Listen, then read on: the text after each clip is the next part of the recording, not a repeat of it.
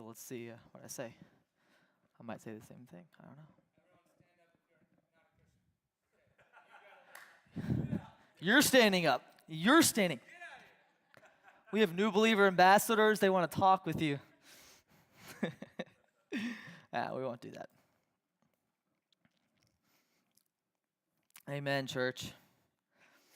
Well, today we get to respond together through communion. At the end of each of your aisles are the elements, so if you would go ahead and grab them now and pass them down your aisle. And we would ask here, since we're taking communion together, that if you are a believer in Jesus Christ, that you would partake with us of the Lord's Suppers. This is not my table. This is not the table of the Church of 1122. This is the Lord's table. So as you grab those elements,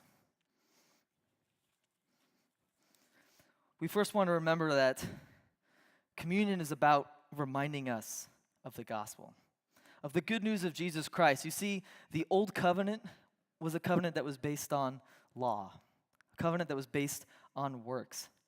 And in this new covenant, through the gospel, it's the fact that Jesus Christ did what we could not do and accomplished what we could have never done for ourselves, so that no longer is the law based on works. It's now a law based on grace. It's now a law based on his sacrifice and his blood. So if you would, on the night Jesus was betrayed, he grabbed the bread. He said, "This is my body, broken for you.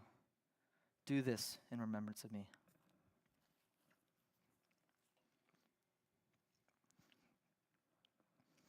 And on the same night, he grabbed the blood, and he said, "This is my blood, shed and poured out for you. Drink of this in remembrance of me."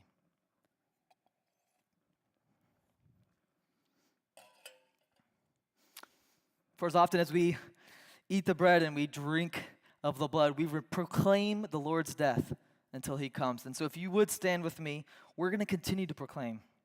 We're going to continue to respond in the ways that we respond at the Church of 1122, which is to give of our first and our best because God gave first. It is to come up and to pray and to lay our concerns and ourselves at his feet. And lastly, it is to continue proclaiming and responding through voice and song. So let's respond together.